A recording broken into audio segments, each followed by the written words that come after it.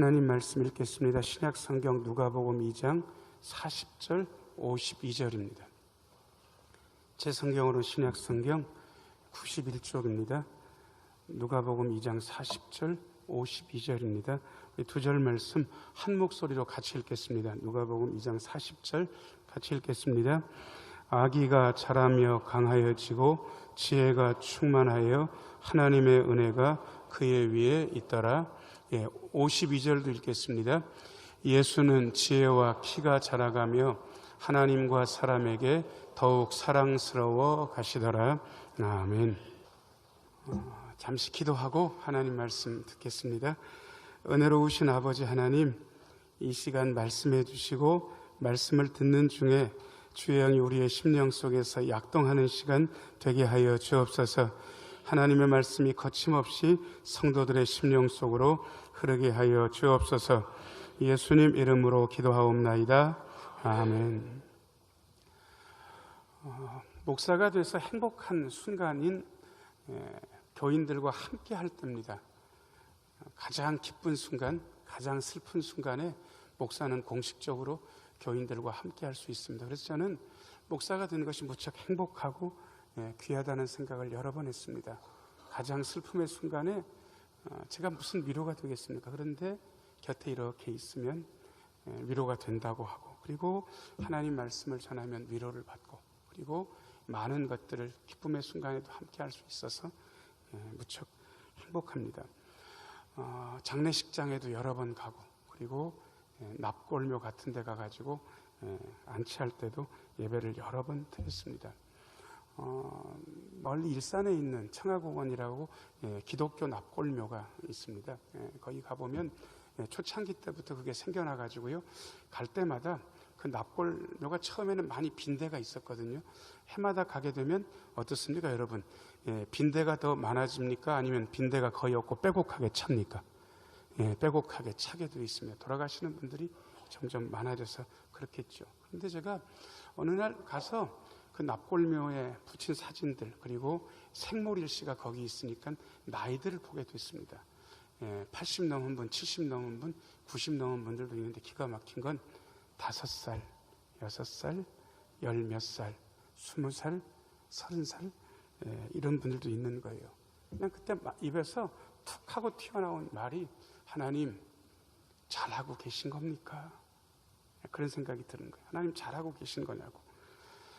아이들 사진 보면서 가슴이 뭉클했습니다. 그럼에도 불구하고 저는 한 가지 사실을 알고 있습니다. 하나님 나라에는 어른들만 있어야 됩니까? 아이들도 있어야 됩니까? 당연히 아이들도 있어야죠. 어른들만 있는 하나님 나라 과연 좋을까? 저는 예배 시간에 아이들이 떠들고 그러는 것들이 별로 나쁘지 않습니다. 오늘은 예배 분위기가 굉장히 좋은 편인데, 어떤 때는 낮에도 그렇고 저녁에도 설교하면 이쪽 새싹실에 아이들이 여러 명 있으면요, 목사 설교할 때 어주에 맞춰가지고 손으로 유리창을 두들기는 애들이 가끔 있었습니다. 오늘은 아주 얌전하게 예배를 잘 드리는데, 그래도 저는 그게 싫지가 않았습니다. 왜? 하나님 나라 안에는 아이들도 있어야 되니까. 자, 저를 따라서 하세요. 하나님 나라 안에 아이들도 있어야 됩니다. 그런데 기가 막힌 건 아이들이 점점 줄어들고 있습니다. 이유는 딱 한 가지, 많이 낳지 않기 때문에 그렇습니다. 제가 아는 목사님 한 분이 시골에서 목회하는데, 그 시골교회 치고는 작지도 않습니다. 그런데 10몇 년 만에 부임해서 처음으로 유아 세례를 베풀면서 그 목사님이 너무 좋아서 울었다는 얘기를 제가 들었습니다. 그리고 그날 유아 세례 베풀면서 그 교회 잔칫날이었습니다. 얼마나 좋았을까. 제가 고민이 있는데 이 고민은 누구한테도 얘기한 적이 없습니다. 제가 부임한 지 12년 됐는데 와서요, 출산신방을 참 많이 했습니다. 그런데 제가 요 근래 들어서 한 이태 동안 산부인과 병원에 가가지고 출산신방을 한 적이 있던가 생각해보니까 없어요. 아기가 없다는 뜻은 아닙니다. 근데 우리 교우들이 결혼해서 아기 낳고 한 적이 거의 드문 거예요. 기억이 없어요. 신흥교회가 이렇다 그러면 다른 교회는 더 심각하지 않을까라는 생각을 제가 하게 됐습니다. 요즘은 한 자녀, 두 자녀 가정이 보편적이기 때문에 없는 가정도 꽤 많이 있고요. 귀합니다. 자녀치고 안 귀한 자녀가 어디가 있습니까? 그런데 귀할수록 더 잘 키워야 되지 않겠습니까? 자, 저를 따라서 하세요. 귀할수록 더 잘 키워야 합니다. 그래서 저는 예수님께서 자라나신 모습을 오늘 본문에서 주목해서 보게 됐습니다. 그리고 제게 소망이 생겼습니다. 여러분들의 자녀들, 손자, 손녀들, 우리 교육부서에 있는 아이들이 이렇게 자라났으면 좋겠다라는 소망을 가지게 됐습니다. 4가지 말씀 드리려고 합니다. 첫 번째, 비춰줘 보세요. 자, 저를 따라서 하세요. 하나님, 우리의 자녀들이 예수님처럼 건강하게 자라게 하소서. 40절 좀 비춰줘 보세요. 40절. 두 번째 줄까지만 읽으면 될 것 같습니다. 시작. 아기가 자라며 강하여지고 지혜가 충만하며. 아기가 자라며 어떻게 되고요? 강하여진다는 거예요. 육신적인 건강에 대해서 얘기합니다. 육신적인 건강이 별거 아니다, 중요하지 않다라고 생각하는 분들은 인간에 대해서 잘 모르시는 겁니다. 인간은 몸으로 살고 있기 때문에 몸의 건강은 무척 중요합니다. 몸이 살면 정신도 삽니다. 몸이 아프면 정신도 아프고 영혼도 아플 가능성이 많이 있습니다. 그래서 아이들이 건강하게 육신의 건강을 가지고 자라나야 된다는 것은 너무도 중요합니다. 그래서 아이들이 태어나게 되면 잘 먹이고 잘 입히고 잘 재우는 건 그야말로 중요하고 막중한 일입니다. 그래서 요즘 부모들이 굉장히 신경 씁니다. 잘 먹이고 잘 입히고 잘 재우기 위해서 아주 눈물겹게 합니다. 아이를 7이나 낳은 어떤 사모님 하나가 자기 딸이 애 하나 낳고 키우는 거 보면서 고개를 절레절레 흔들면서 이렇게 얘기했습니다. 이렇게 어렵게 키울 것 같으면 나는 지금은 하나도 못 키우겠다고. 잘 먹이고 잘 입히고 잘 재우는 걸 신경 많이 쓰죠. 근데 저는 단순히 예수님처럼 건강하게 자라게 해달라는 이 기도가 그것만 있을까라는 생각을 하게 됐습니다. 설교하면서 제일 어려운 게요, 쌀로 밥 주는 얘기는 하지 말라 그러더라고요. 너무 뻔하고 당연한 얘기는. 건강하게 자라게 해달라는 기도는 누구는 왜 못하겠습니까? 사실은 다른 게 있습니다. 제 고향이 제주도인데 요즘 제주도에 초등학생인데 유학원 애들이 있습니다. 거기서 무슨 영어를 배우거나 다른 기술을 배운 게 아니고 피부가 너무 안 좋기 때문에 아토피 피부염을 고치기 위해서, 호흡기 질환을 고치기 위해서 제주도로 유학원 애가 많다는 이야기를 제주도에서 현역 교장 선생님한테 제가 들었습니다. 그런데 기가 막힌 건 그 교장 선생님 하는 얘기가 심지어 제주도에 있는 애들조차도 아토피 피부염에 시달리고 그리고 호흡기 질환을 가진 애가 많다는 얘기를 들었습니다. 여러분, 대기질이 예전만 못합니다. 아니, 못한 정도가 아니고 아주 심각할 수준입니다. 왜 그럴까요? 대기질이 안 좋은 건 하나님의 재앙, 천재입니까? 인재입니까? 인재예요. 얘기할 것도 없어요. 도대체 뭐 때문에? 중국이 아마 많은 이유를 가지고 있는 것 같습니다. 그런데 그것뿐일까 과연?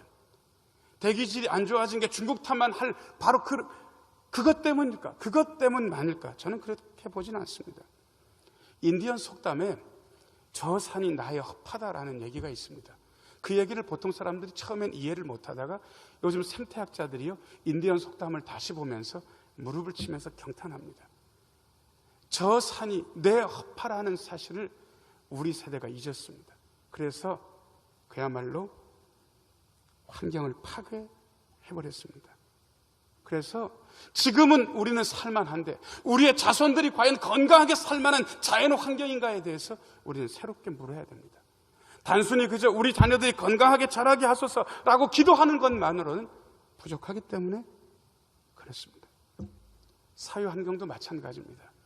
우리나라는 치안이 좋은 편이기 때문에 밤길 걸으면서 뒤통수 맞을 걱정을 다른 나라보다는 덜합니다. 안심하고 걸을 수 있는 사회라고 하지만 어떤 분들은 그렇게 못 느끼는 분들도 있고, 그리고 열심히 일하면 내 가족들을 충분히 부양할 수 있는 그런 살만한 사회인가 질문해 보면 그렇지 못한 경우도 왕왕 있다는 사실을 우리는 알게 됩니다.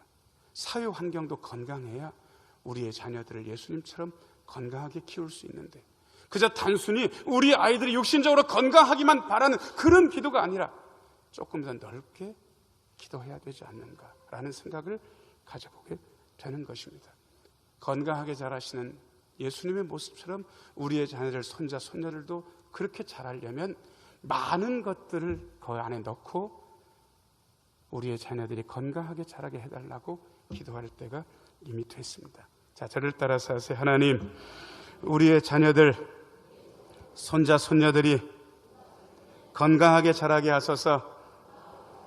예, 그게 필요한 기도지요. 그 다음에 두 번째 비춰줘 보세요. 자, 저를 따라서 하세요. 우리의 자녀들이 예수님처럼 지혜롭게 자라게 하소서.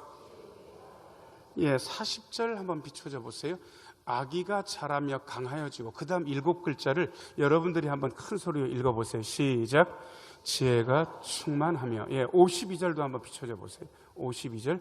예, 두 번째 줄까지 한번 읽어보겠습니다. 시작. 예수는 지혜와 키가 자라가며 거기까지요. 예.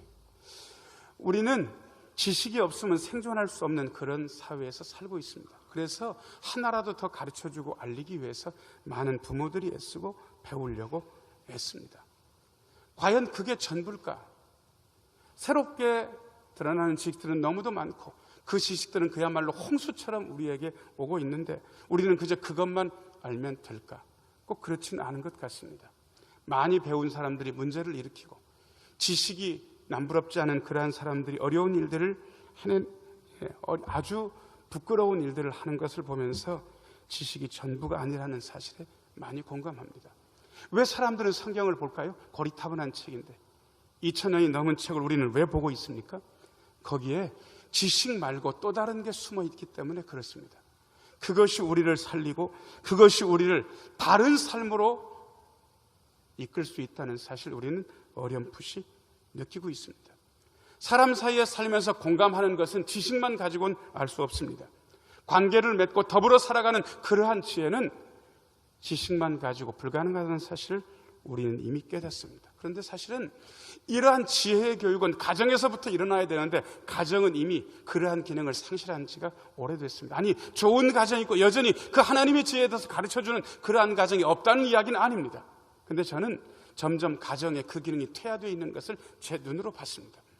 휴일이었는데 저도 식구들 데리고 식당에 갔는데 식당 바로 옆 테이블에 어린 자녀들, 초등학생인 것 같아요. 두 자녀하고 부모가 데리고 나와서 아마 외식도 하고 그러는 것 같더라고요. 그런데 이렇게 들어오더니 턱 앉고 세상에 그 넷이서 아마 충분히 놀았다고 보이긴 하는데 각자 이 속에서 기계를 넷이서 하나씩 꺼냈습니다. 그 기계가 뭔지는 아세요? 핸드폰, 스마트폰 가지고요. 각자 기계를 보면서 가끔 앞에를 보고 얘기하고 밤 나올 때까지 주로 하는 게 기계 뭉치를 보는 것을 제가 봤습니다. 과연 지금 단면적으로 보이는 그 장면이지만 그 장면에서 하나님께서 우리에게 베풀어진 지혜가 전수될 수 있을까? 저는 아니라고 봅니다. 글쎄요, 검색하고 이것저것 보면서 지식은 더 나아질지는 몰라도 지혜는 점점 퇴화되어가는 세상에서 살고 있다는 생각을 했습니다. 그래서 저는 가정이 지혜를 전수하는 그러한 통로가 못 되고 있다면 남은 공동체 하나가 달리 있다는 생각을 했습니다. 자, 저를 따라서 하세요. 교회가 하나님의 지혜를 전수하여야 합니다. 예, 교회는 완전하지 않습니다. 세상교회, 현실교회는 여러분들이 아시는 대로 그야말로 불완전한 것들로 천지입니다. 제가 섬기고 있는 우리 대천 신흥교회도 연약한 교회라는 사실을 저는 부정할 생각이 없습니다. 그럼에도 불구하고 저는 교회에 희망을 둘 수밖에 없는 이유가 교회가 하나님의 지혜를 맡았고 이 지혜를 전해줄 수 있는 유일한 공동체라는 사실도 저는 부인할 수 없습니다. 하나님의 지혜는 교회에 위탁되어 있고 성경을 통해서 그리고 지금도 전수되고 있고 앞으로도 전수해야 합니다. 가정이 불충분하다면 교회가 그 사명을 감당해야 됩니다. 자, 저를 따라서 하세요. 하나님, 우리의 자녀들이 교회 안에서 지혜롭게 성장하게 하소서. 예, 두 번째입니다. 건강하게, 지혜롭게. 그 다음에 세 번째 비춰줘 보세요. 자, 묘한 말입니다. 자, 저를 따라서 하세요. 하나님, 우리의 자녀들이 은혜 아래서 자라나게 하소서. 40절 다시 한번 비춰줘 보세요. 40절 세 번째 줄, 네 번째 줄 읽겠습니다. 시작. 하나님의 은혜가 그의 위에 있더라. 교회가 쓰는 전문 용어가 있습니다. 세상 사람들은 쓰지 않는. 제가 부목사 때 설교를 했는데 그 교회 새 신자가 왔는데 우리 교구였습니다. 그런데 하필 또 그날 저녁에 부목사 설교할 차례인데 제가 설교할 차례였거든요. 그런데 설교를 마치고 나오는데 그분이 제가 나오니까 쟤를 툭 치면서 뭐라고 얘기를 하냐면, 젊은 목사 양반 오늘 연설 좋았어. 그러는 거예요. 여러분, 이분은 교회를 오래 나온 분입니까? 교회에 대해서 잘 모르는 분입니까? 잘 모르는 분이에요. 그러니까 젊은 목사 보고 젊은 목사 양반 오늘 연설 좋았어 그랬겠죠. 우리는 그렇게 말하지 않습니다. 적어도 교회를 몇 년 다니게 되면 교회가 쓰는 전문 용어를 우리는 잘 알고 있습니다. 목사가 설교를 마치고 예배 끝나고 날 때 교인분들이 저하고 악수하면서 제가 제일 많이 듣는 얘기가 뭔지 아세요? 여러분들이 한번 해보세요. 목사님 오늘 설교에 뭐 받았습니다. 아세요 여러분들 그 전문 용어? 이게 교회만 쓰는 전문 용어예요. 근데 여러분 이 말 뜻이 지금 맥락에서는 분명해요. 목사님 설교가 좋았습니다. 목사님 설교에 감동받았습니다. 목사님 설교가 제 마음을 울렸습니다. 뭐 그런 뜻인 것 같아요. 근데 중요한 건 오늘 지금 여러분들이 읽은 40절 말씀을 다시 한번 비춰줘 보세요. 이 말씀은 이해가 되세요 여러분? 아기, 예수님이죠. 예수님이 자라며 강하여지고 지혜가 충만하며 하나님의 은혜가 예수님 위에 있었다는데 이 말 뜻이 현실적으로 뭔지 여러분들 아시겠냐고. 은혜처럼 몽롱한 말은 없습니다. 제가 이거를 굉장히 어렵게 쓰는 걸 봤습니다. 제가 어떤 집사님이 교회에 이렇게 나오니까요, 권사님이 그 집사님 이렇게 한번 보더니 저한테 툭 치면서 뭐라고 얘기를 했냐 그러면, 목사님 저 집사님은 은혜를 많이 받은 분이에요. 그렇게 얘기를 하는 거예요. 은혜를 많이 받은 분이래. 여러분 그 말 뜻이 무슨 뜻입니까? 여러분 아시겠어요? 저는 지금까지도 그 말 뜻이 정확하게 어떤 뜻인지 솔직히 잘 모르겠어요. 은혜라는 건 대단히 설명하기 어렵습니다. 예수님 위에 하나님의 은혜가 있었다는 말을 여러분 이게 설명이 잘 안 되는 거예요. 근데 저는 이 은혜를 설명하는 말을 얼마 전에 배웠습니다.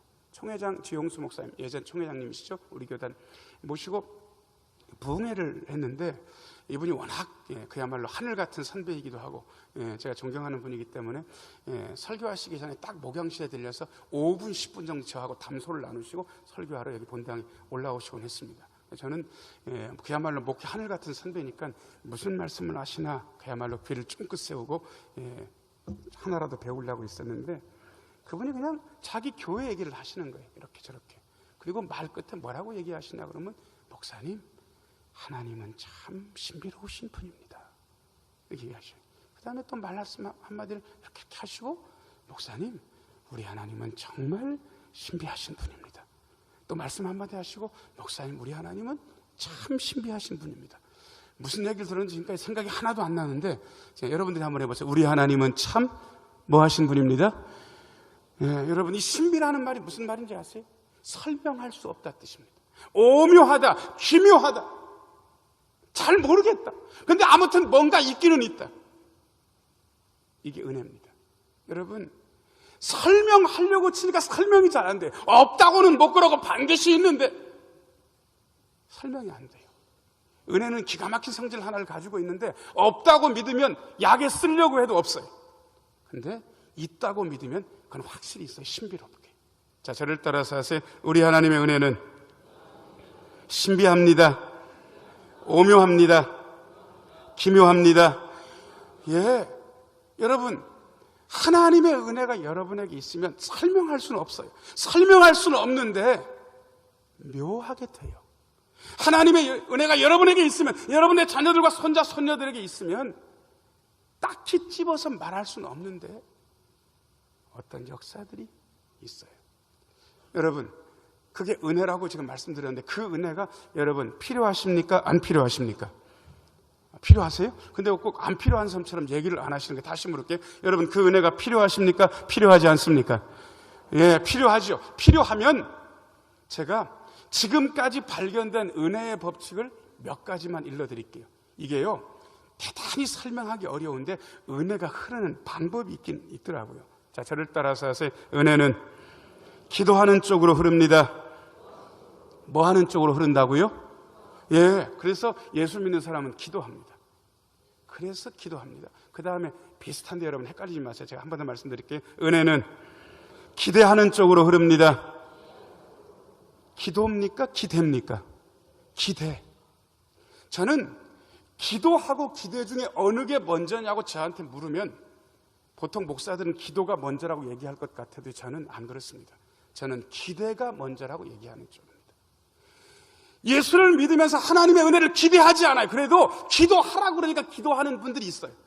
그래서 역사가 별로 안 일어나요. 기대가 먼저예요. 내가 기도하면 하나님께서 뭔가를 베풀어 주실 것 같다는 기대감, 그 기대감이 있어야 기도가 의미가 있어요. 그런데 그 기대감이 없이 그냥 기도하라니까 기도하는 분들이 너무 많아요. 그래서 기도 적게 하는 것 같지 않은데, 기도 많이 하는 것 같은데 정작 하나님의 은혜가 없어요. 왜? 기대하지 않기 때문에. 기대하지 않기 때문에요. 딱 요렇게 기도하더라고요. 되면 좋고 안 되면 말고. 기대하지 않는 거예요. 제가 다시 말씀드립니다. 자, 저를 따라서 하세요. 하나님의 은혜는 기대하는 쪽으로 흐릅니다. 여러분, 하나님의 은혜를 기대하세요. 여러분들의 자녀들을 위해서, 여러분들의 손자, 손녀들을 위해서 하나님의 은혜를 기대하세요. 기대하면 하나님의 은혜가 여러분들의 가정에 임할 줄로 믿습니다. 임하는 거예요. 기대하는 쪽으로. 그 다음에 은혜의 법칙 중에 한 가지가 더 있습니다. 자, 저를 따라서 하세요. 하나님의 은혜는 겸손한 쪽으로 흐릅니다. 어떤 분이 음식을 잘해요. 식당 경영도 잘해요. 음식 잘한다고 식당 다 잘하는 건 아닌데 이분은 음식도 잘하고 식당 경영도 잘해가지고 장사가 엄청 잘 됐어요. 제가 가가지고 아유 장사가 잘 돼서 참 좋아요. 집사님 음식솜도 좋으시고 사업수완도 있으시네요. 이렇게 제가 그냥 칭찬으로 얘기했어요. 그러면 이분이 칭찬으로 받아주면 좋아요. 그래서 아유 목사님 감사합니다. 그리고 근데 저는 제가 기대했던 말과 전혀 다른 말을 들었어요. 목사님 제가 열심히 했어요. 제가 잘하는 줄을 요즘 들어서 알아요. 끝. 아니 제가 그분 잘한다고 지금 칭찬했어요. 거짓말 아니고 그분이 잘하는 것도 알고 그래요. 그런데 목사님 제가 열심히 했어요. 제가 잘하는 걸 요즘 들어서 깨달아요. 여러분 거기까지만 얘기하면 여러분 되는 것 같습니까? 뒷말이 있어야 되는 것 같습니까? 뒷말이 있어요. 근데 저는 그 뒷말을 기대했는데 그 뒷말을 안 해. 그 뒷말이 뭔지 아세요? 목사님 전부가 누구의 은혜? 하나님의 은혜라고 얘기하니까 그 말을 안 하더라고요. 끝끝내 안 해. 제가 그 말 못 들었어요. 너무 서운하기도 하고 그 다음부터 제 마음에 드는 생각은 여기는 이제 더 이상 더 잘 되지는 않겠다. 기대도 안 하고 기도도 별로고 겸손하지도 않고. 여러분 자녀들에게 하나님의 은혜를 갖게 하려면 기대하는 것, 기도하는 것, 겸손한 것 가르치지 않으면 하나님의 은혜가 없습니다. 그래서 교회 앞에서 하나님 앞에서 말씀 듣는 게 중요합니다. 한 번만 더 하실래요? 하나님 우리의 자녀들이 은혜 아래 자라게 하소서. 세 번째입니다. 그 다음 네 번째 비춰줘 보세요. 네 번째. 자, 저를 따라서 하세요. 하나님, 우리의 자녀들이 사랑받으며 살게 하소서. 혹시 여러분들 중에 자식들 낳고 보니까 너무 밉고 하나도 이쁘지 않다 하시는 분 있으면 손 한번 들어보세요. 없죠?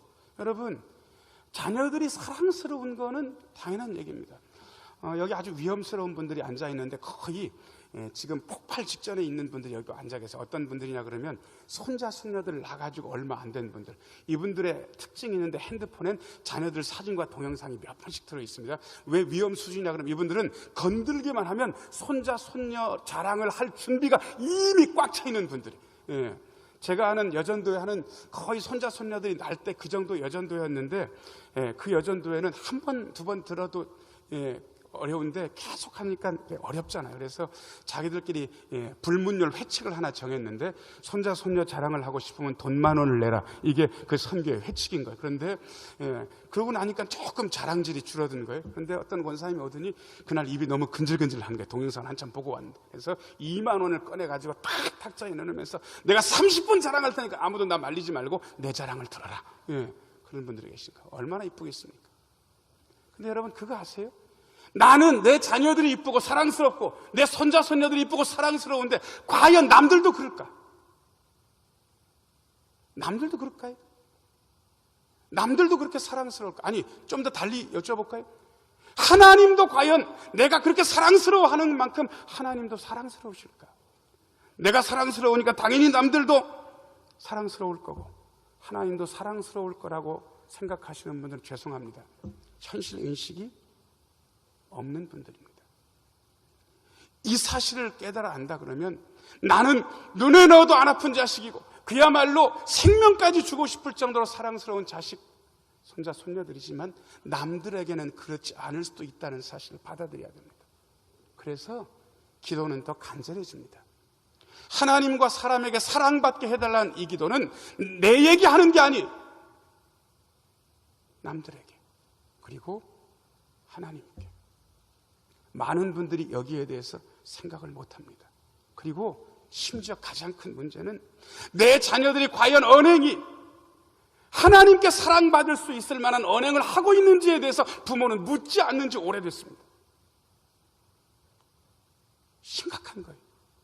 그저 내가 이쁘니까 다른 사람들도 이뻐하겠거니, 내가 괜찮으니까 다른 사람들도 괜찮겠거니, 내가 괜찮으니까 하나님도 당연히 괜찮다고 그렇게 여기시겠거니 착각하면서 그렇게 삽니다. 여러분 이 대목에서만큼은 좀 냉정해 주셔야 됩니다. 과연 하나님이 내 자식 보면서 사랑스러우실까?